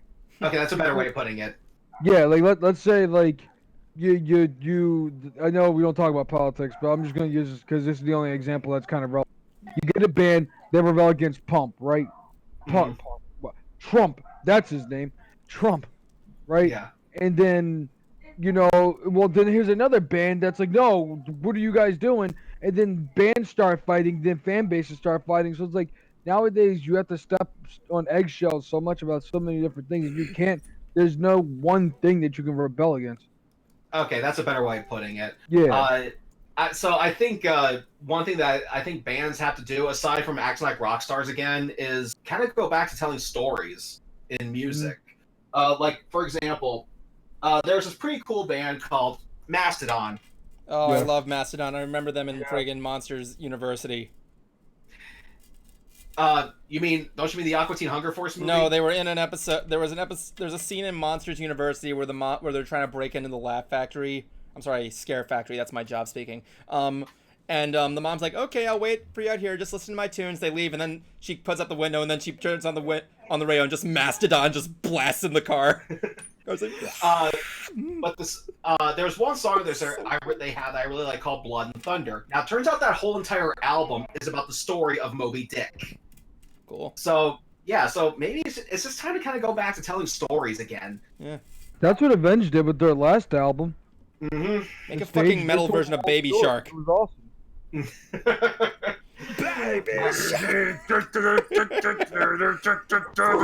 Would any of you guys be surprised if that really existed on YouTube as we speak? It does. I can imagine it would. Jonathan Young just does a cover of Baby Shark. No, Frog Leap Studios. How do you know this? Because I'm a fan of Frog Leap Studios, and he did a metal cover of that song with his baby daughter. Oh, Also, he goes by Concert Cruiser. I mean, it's kind of. That's should have been your answer. It's like, I'm the concert fucking cruiser. It's in the job description. And the other thing too, again going back to what Finn said, was the fact how bands are kind of pissy in metal, because they say, screw you, we don't want to be part of your cool kids table, and then suddenly the cool kids table gets together. It's like, well, hey, wait, what about us? Well, you guys don't really want anybody with you. Sure, definitely like Tool and Slipknot and Korn just put out chart-topping albums, but no one within the last 10 years is really selling out amphitheaters anymore, with the exception of two bands. Five Finger Death Punch and Ghost, but those are some of the most hated bands in the genre. Really? Yeah. Yes. It's really confusing. Like, look, do you guys not want us to be relevant anymore? Because it seems like they are so inclusive that they don't realize how much it's... Yeah, because I noticed that a lot of these bigger bands are starting to play smaller venues. Yeah, I've noticed that.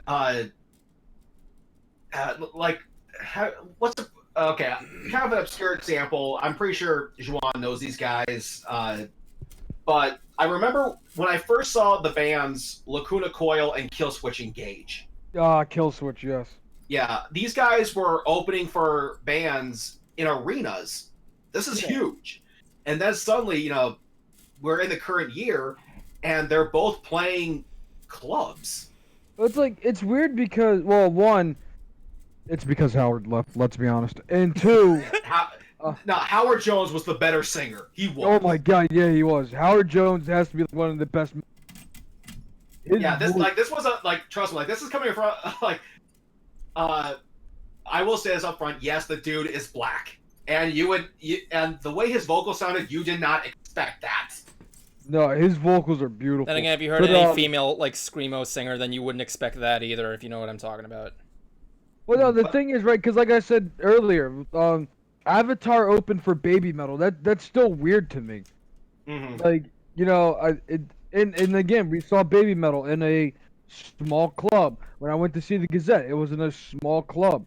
It went back in the time, like when the Beatles came over, they were selling out arenas. Well, that was during when rock was kind of more starting to become more rebellious for its time. Yeah. Or even they're starting to do baseball stadiums now. Like it was Billy Joel. He plays Citizens Bank Park every year. Oh, that's cool, man. And they're doing a mega fest with Fall Out Boy, Green Day, and Blink-182, I think it is, and they're playing at Citizens Bank Park. So it's they're all playing clubs in smaller arenas. Yeah, It's like so you can probably weird. see like all these people like playing at the Troc. Yeah, or think back to when my dad and I went to Fort Rock just last year. Day one's headliner was Godsmack. Now that was from the '90s. Now don't get me wrong, I love Godsmack, a great band. Almost But- got killed in the Godsmack pit. Oh my god. But the headliners, or even any of the bands of today, were all like early in the morning bands. They weren't. It wasn't anybody from the current year. Then came day two. That headliner was Ozzy. Again, an old timer, and the band that came on before them was Five Finger. So people like metal and rock fans really need to. I know this is gonna sound mean, but sorry, metal and rock fans, they need to grow up. So they I need think to that's what happened. let it go. think Let we it did grow go. 'Cause Sorry, go ahead, Juan. I think we did grow up. I think that's the problem. They did grow up. This new generation's kind of taking over because we were a part of that, like, rebellious, emo, punk. We were in the height of all of that when the scene was great. I And remember then, when like, Juwan was. when, like, the emo phase kind of faded out and the punk phase kind of faded out, and they kind of melded into the other genres. We all kind of grew up and rebelliousness stopped, and this new generation's like, whatever. Excuse me. And they're more into like, Go ahead. they're more into like Bad Guy by that Billy whatever. Well, here's the thing, because I do think there actually is good current bands that are making good current music. Oh yeah, definitely. Bad Wolves is a great example. Yes. Oh, yeah. Yes. Yeah. Yeah, They cover Zombie. Oh yeah, they crushed it on that. And what's even cooler about that is there is a sort of this myth where if your first hit is a cover, you are doomed to be a one-hit wonder. Ouch. It happened to No. Orgy. It happened to Alien Ant Farm. Thank you. However- I know. I was about to say Alien have fun. However, Bad Wolves actually managed to defeat that little myth, and to some extent, even Five Finger. They're a great band. I'm expecting great things from them. Another one was Hollywood Undead. Now, I didn't start listening to them until I saw them at that show, and they released their current album, Five. Kind of a dumb album name, I know, but I'm listening to the first song, California Dreaming, and no, it's not a cover, but it talks about the duality of living in Los Angeles, California. Like, yeah, there's beautiful beaches, there's surf, there's sun, the stars are here, but then you find out that those stars are assholes, the beaches are aligned with drugs, there's gang violence everywhere, and a lot of the album is like, what the hell is happening to my city? That's kind of how I got introduced to Starset. Was when I went to that Breaking Benjamin concert. It was Young Guns, Starset, and Breaking Benjamin. There's I think one or two other bands in there. I can't remember. Mm-hmm. But at first, I see these guys come out in these robot-looking space people masks and suits. I'm like, the fuck is this? I listened to their songs, and I personally couldn't get into it live. But after I saw to my demons, and there's another a really big song in there in that same album, Mm-hmm. and I just fell in love with them since. Mm-hmm. Well, I remember that happened with us quite a few years ago. I first saw Avenged Sevenfold, and it was like Avenged Sevenfold, 3 Days Grace, and Seven Dust, right? This is when Seven Dust first came out. And then, a couple of years later, they were at this Rock Allegiance Fest that we have, and I was like, wow, these guys actually sound great, because they sounded horrible when I first saw them. I'm going to take a little sidestep from the music for a second. I'm about to read off something. In order for this to actually get the effect that I want, please don't interrupt. Breaking news, 10-year-old Ash Ketchum wins the Alola League Championship, in his first Pokemon League Championship in his 20-year career. Burn. I think my friend. I'm tired of hearing about it actually- already. This was Actually- from Sports Nation. actually about that, my friend Peter actually wrote a comment on this, and his response to this was actually kind of funny. Let me see if I can bring it up. It's on Facebook. He said, Sometime next season is a hard reboot, so they had to do this. And though while not an official league, he did win Orange Islands. Yeah, he did. He did win Orange Island, but that was But then not official Pokemon Peter, League. on the other hand, my friend Peter Ahola replied by saying, "No, that means he'll finally wake up from his coma." Yeah. See, he just debunked everything you just said, Jablonski. Now shut up. Oh, fuck you. Anyway, going Go back on. to with the music. Yeah. So when I saw this video, I was really moved by it because I don't want rock to just fade away. This No, was me my neither. scene. It sounds like it was Juwan's too. It is. It was. Still is. I don't think it's like you said. I don't think the right word is dying. Yeah, it's more like irrelevant. It needs to move into its next I don't generation. even know if it's Radio. irrelevant anymore. It's radio. That's what it is. It's changing now. Well, hold on. What I mean is that I want to see these new up-and-coming bands be the kind of bands that can actually sell out an arena. That's what I want. I want to see Bad Wolves and Hollywood Undead be headliners at an arena. Oh, that'd be great for them. Could Yeah. give us another Live Aid. Well, and speaking of concerts, But yeah, and all that's the other thing. Evan just brought up a good point. Sorry. No, go These ahead. festivals are getting huge too. Yeah. So I think they'd rather play festivals than arena sets, you know? That one guy from Queens says they should have another Live Aid. Have another Live Aid. Well, No, if they do that, they need to bring in My Chemical Romance, reunite them to sing Yes. "Welcome to the Black Parade." Yeah. Because Don't this have is- another this is Live my- Aid. I'm just kidding. This is my opinion on it. Yeah. Welcome to the Black Parade is our generation's Bohemian Rhapsody. Yeah, it is. I haven't heard So it. much so that me, Darren, and John sung in the karaoke last night. And also another fun thing too, Weezer, Fall Out Boy, and Green Day Yeah, that's what I are meant. going on tour. That's what I meant. That's the concert they're playing at Citizens Bank Park. Yeah, Weezer, there's also, Fall Out I Boy, want this. I'm thinking of actually going to that. not to mention Jack Black and Jack White getting together to make Jack Gray. Is that what it was, Cruiser? You know that joke I'm talking Yeah. mhm. about? Jablinski Games teaming up with whoever the hell that is. The fuck is Jack White? So, like I said, I want these bands to get big, but a lot of fans are not letting that happen because they just don't seem to want anybody new. But I was so moved by this video that I actually contacted the guy who made it, Finn McKenty, on Instagram, and I said, saw your video, preach, brother. I don't want to see this happen to rock. There's plenty of new bands out there that I think do have the potential to be those arena sellers, but they got to be rock stars again.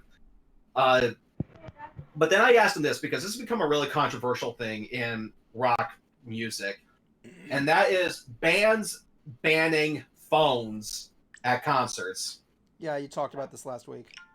Yeah, I actually asked him, what does he think? There, a lot of bands are against this, and said, I have my own theories, but I'd like to hear yours. And he goes, no clue. What are yours? So I told him. Now I'm not going to go over all of them again because I've done it before. And he goes, dude, I think you hit the nail on the head. These guys have big egos, and they want the focus on them, or they don't want any slip-ups being broadcasted all over the internet. So, and I told him, look, if you want to use this material in a video, go right ahead. I have nothing against it. I want to see all this come back, but bands and fans need to really answer these questions first. And he actually responded by liking what I said. So I'm hoping that this is going to get turned into a video, and this guy has over 100,000 followers. So I'm hoping it's going to get seen, and perhaps maybe some fans have to come face to face with the fact that maybe it's time to stop being so inclusive. Well, I think that's why Babymetal's blown up because they didn't think about it. They're Japanese and they didn't mind that that blows my mind that they're Japanese and they didn't mind that we were taking videos and throwing the show. Mm-hmm. Yeah, and I'm trying to like the last big arena seller before Ghost and Five Finger, I think was really just Linkin Park. For me, it was Metallica. From our time, dude. Oh, from our time. Yeah. Oh God. Yeah, Metallica. Because I don't think I caught Lincoln or any like everybody else was like a Warped Tour or like a smaller venue. Well, what I mean is that I remember seeing Linkin Park on Ozfest 2001. That was the first time I ever saw them. And from there, they just got bigger and bigger and bigger to the point where they were selling out arenas. I've seen a few other bands do that, but kind of bounce back and forth from maintaining that. Like Papa Roach, that was another one. Like at one point they were an arena band, but they kind of seem to go back and forth of keeping that status. But however, I think Linkin Park, they lost a lot because of what happened to Chester, rest in peace. Yeah. But also because they said for their third album they were ditching the new metal sound. They were ditching the sound that got them famous. And Some of their songs are hit and miss with their new stuff when they went with the new sound that they had. Yeah, with like Minutes to Some of Midnight them worked. Yeah, like Minutes to Midnight was a good album. Yeah, that was a good album. Then they did 1,000 Songs, which was a concept album, and I don't want to say bombed, but it definitely made the fan base kind of question this. Yeah. Like, guys, this isn't good. And then they did Living Things, which was okay. There was some stuff in there that was familiar, and then they did The Hunting Party, and this was supposed to, as they put it, the ultimate return to rock. This was supposed to be, rock's big comeback, but it failed to make the Billboard Hot 100. I just think fans felt stung by the distrust of them. Yeah. It's fine if you want to change your sound, experiment a little bit here, but I think just fans. Won't be Bring Me the Horizon. Mm-hmm. Yeah. I'm familiar. Yeah, I'm familiar with what Bring Me the Horizon's incident was. And Jesus. yeah. But then they did One More Light, which was a really terrible pop album. I thought One More Light was decent. Dude, that album bombed. No, I meant like the song. Oh, this is the song One More Light. There's a couple of songs in there I actually liked, but yeah, I do agree with you. The album was not that good. Yeah. Though I will say, if you could pick out a few songs, I would pick out One More Light being one of them. I can't remember the rest of the album. That's just how bad it is. Yeah. And sadly, that became Chester Swan's. And though I will say this, for some weird reason, I've been listening to Nickelback again. Really? And I'm old school Nickelback fan. The State. The State. I think the last really good album that I liked, even though I have a majority of them, except for their newer ones. My favorite one is Silver Side Up. Mm-hmm. But I listened to Feed the Machine. Oh! Their Feed the Machine album. And I actually liked it. I haven't heard the entire album, but there's the song Feed the Machine is good. You gotta hear this. It's old school The State Nickelback. Yeah, when I first heard this, I went, okay, you have my attention. Because I know, right? Yeah. I mean, guys, this was refreshing to hear. And here's the thing, I know Nickelback gets a lot of hate from people for, whatever reason. And I said, look, I certainly get it, and I guess to kind of give you the clip note version, they basically figured out the formula for radio hits and then milked it for all it's worth. Mm-hmm. And sure, it's bad, but at the same time, I can't necessarily blame them. I don't blame them either. One of my more favorite songs that are current from them is "Home." It's like when the rain runs out, and Yeah. there's like one other one I can't remember off the top of my head. Yeah, because the music industry is hard. It is. Especially now when nobody is buying music and you have to stream everything and get pennies on the dollar compared to whole pennies for when you had an album sold. So Yeah.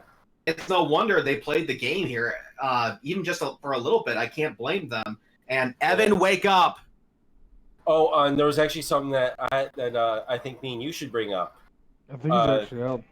with people that with Post Malone's new song with Ozzy Osbourne. Oh, the meme. No, the song That shit itself was actually good.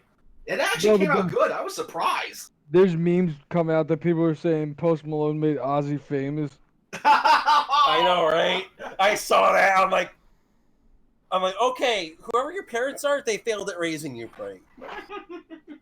But yeah, I listened to it at first because I'm like, okay, what the fuck is all this going on about?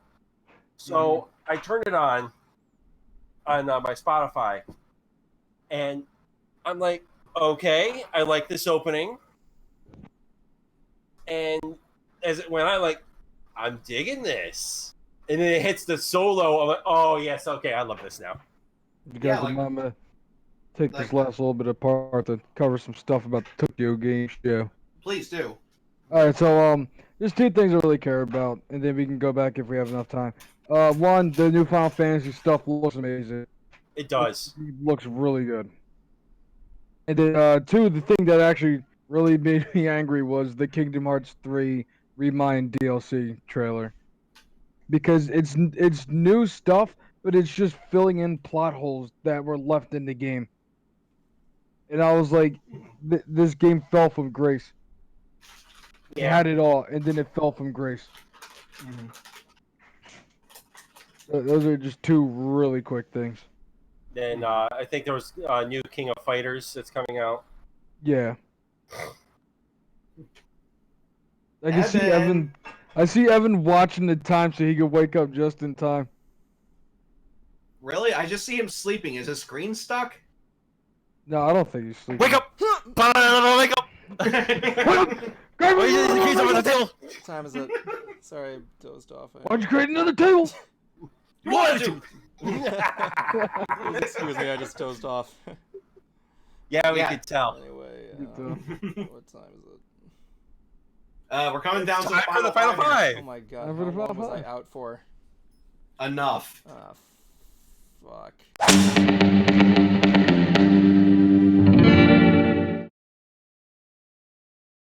Okay, final five, guys. Final five. Has this lightsaber been on this whole time? Oh my god. Yeah, it has. You've been holding it against your face. No, the it's whole not time. been holding here. I was putting it on my desk like this the entire. Dude, you look like you had you look like you had a glowing boner, okay? What's your point? Well, they call it the blue. They don't call it the blue pill for nothing. True. All right. We had the fun time. So let's just get this down there. I guess Either way, your girlfriend loves it. I guess I'm gonna go with the with Juan since he's the birthday boy, doing the birthday things. Birthday. Having the big thing going on there. Going. Okay, so Juan, you're. First, I'm sorry, I forgot to take off my face cam. Juan, birthday boy, time begins. Go. It's my birthday. That's it. Is that really it? Yeah, it's really it. Okay then. That's interesting. I think final statement. Okay, I guess I'm gonna go to blah blah blah blah. Or just Okay, blah, wait, not yet. I didn't say go. Okay, go. Okay. I don't got too much going on. Just working on a few personal projects. As for script-wise for Mystery Burning Theater, got a couple on the works, and just working on my D&D campaign. And also,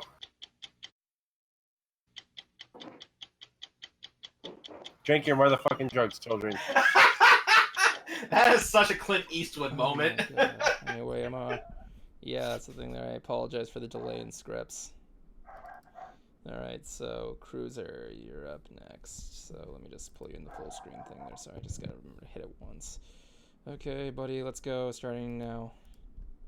Okay, you can. I am partly to blame for the delay in Mystery Brony Theater because I needed an episode of Buff Rock animated, but that will be done. It should be posted like maybe within the next day or so, and once that's done, you can go back to Mystery Brony Theater because believe me, guys, we really do care about getting this out. But it's been one situation. It's been one situation after the other, be it personal or something involving with down here in Florida. Sometimes it feels like we just can't get a break. I know the feeling. Yeah, so trust me, guys. Well, like I'll let Evan fill you in on how much is left to finish, but stay tuned to my website though, the Concert Cruiser. I'm going to be posting another lightning round of new reviews, album reviews for you guys. So until next time, stay loud. You hit it right there. Sorry, man. I was about to go there. It's like the Jaws theme, I tell you. It's like the Jaws theme. Going crazy all over the place until it strikes you. Remember I was playing Animal Crossing one time. My mom was catching a shark, and I had the Jaws theme playing in the background, and she caught it right in the time when the music, like, peaked. Oh, my God. My turn. I'm just going to be kind of honest here. There really isn't anything for me to tell. I can't tell anything right now. So, yeah, I'm going to be skipping my Final 5 tonight because I really don't have anything to tell aside from just doing a lot of work. What? So just scream, "It's my birthday." We're going to party like it's your birthday. Oh my God, I don't want to do this. So I guess I got to find something to play out there because I accidentally just slept through that final thing there, which is the first never. I'm just pulling up random stuff here. So I went on the Simpsons wiki, and I guess I might as well just end this with my own theme song. So credits. Let me just put that thing there, highlight Yeti, so I could just go on there. So I could just make you guys have a good time hearing me then. There you go. So I'm just gonna end this thing with the with this as the credits flow. Professor Frink, he'll make you laugh, he'll make you think, he likes to run, and then the thing with the person. Fuck! That's the entire lyrics right there, I swear to God. He died. He was like, no, that's literally the entire lyrics. You have to look it up there. It's actually the thing from 25 short films. Okay, so good night, everybody. So we're off,